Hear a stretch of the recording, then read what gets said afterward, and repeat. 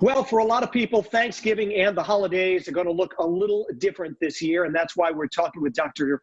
McDonald from the Rhode Island Department of Health. Good morning, Doctor. Good morning, Will. It's good to be with you today. Thanks for having me, and it's great to talk about Thanksgiving. Yeah, well, it's nice to have you here. It looks beautiful where you are. You look like you're ready to enjoy the whatever holiday we can have. Yeah, I'm here in the living room, and it's funny. It's not even Thanksgiving, but the McDonald family. We're all in for Christmas decorations. My 7-year-old approached me before Veterans Day and said, "Hey, Dad, what do you think about putting up the tree and getting the house decorated early this year? It's been kind of an odd year." And I said, "Buddy, why not? You want it? We'll do it."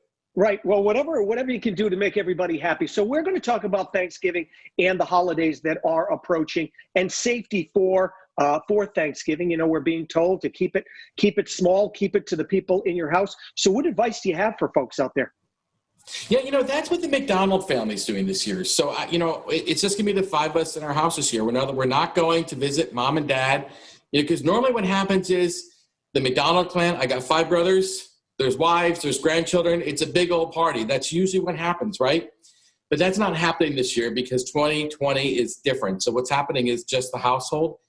And, part of what we're doing with this is we're not saying we're bummed that we can't get together. What I'm saying is I'm thankful I can get together with the people in my family right now. And it's a different way of looking at it.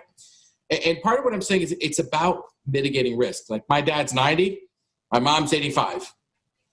I get 30 people in a room. There's no way we're 6 feet apart, and we're just inviting risk. And the problem with the pandemic virus is because we can spread it without even having symptoms.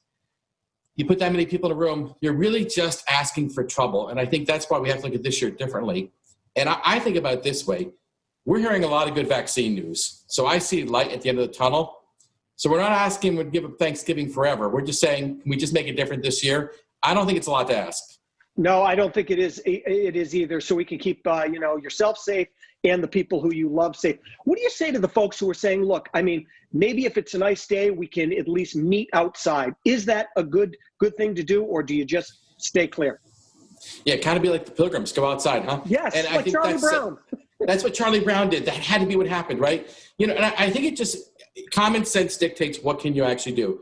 Are you going to be able to be 6 feet apart? Are you going to have a mask on all the time? And I think if you can do those things, you're unusual. Because quite frankly, most people aren't doing those things. And I don't want to blame anybody, but it's team human versus team virus. And team virus is winning right now, guys. The virus has got one goal: infect as many people as possible, replicate the virus. Team human, we're struggling. We're on defense right now. We are not winning this game right now. And I think we have to be careful about, why doesn't team human just start playing the game a little differently? I think we need to be a little more aligned with our strategy and a little more dedicated to our plan. And I think that's where it's if you're going to try to say, can I bend the thought a little bit? Team virus, they love that when we bend things because team virus just pounces on us. You know what I mean? And I think we have to be careful. The virus is invisible.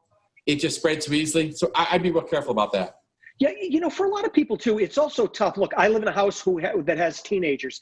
They go out and they work. It's very easy for them to even bring it back into the house, even if myself and my wife are doing everything we're supposed to do. Yeah, it is. And it's funny, that's the risk in my house too. My Noah's 22 years old. He works at the Marriott in Newport as a dishwasher. He's the biggest risk to my family right now. Right. I got the daughter coming home from college next Wednesday, thrilled about that, but there is some risk here. So one of the things we're really careful about with our kids is they put their masks on all the time whenever they leave the house. So I got my mask right here. I got each one of my kids one of these masks. It's comfortable. They know how to wear it. They're religious about it. They're all pretty good about being 6 feet apart all the time or more. One of the things about my kids, they're good rule followers. I thank them for that. I don't know that I made them that way, but I'm just glad they are.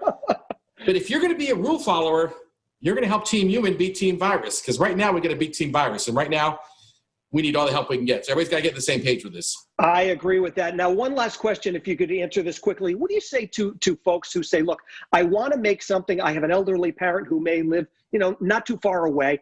Is it okay if I take some food, if I cook food at home and just drop it at their door and wave to them through the glass and run the other direction? Yeah, I don't know that you didn't run. Of course it's fine to do that kind of thing. You know what I mean? And it's hey, if Thanksgiving isn't the same without your homemade cranberries, be the delivery and make it work. And I think things like that are kind of fun in a way. Quite frankly, I make a pretty mean chocolate chip cookie. Someday, we'll see if I can score you some.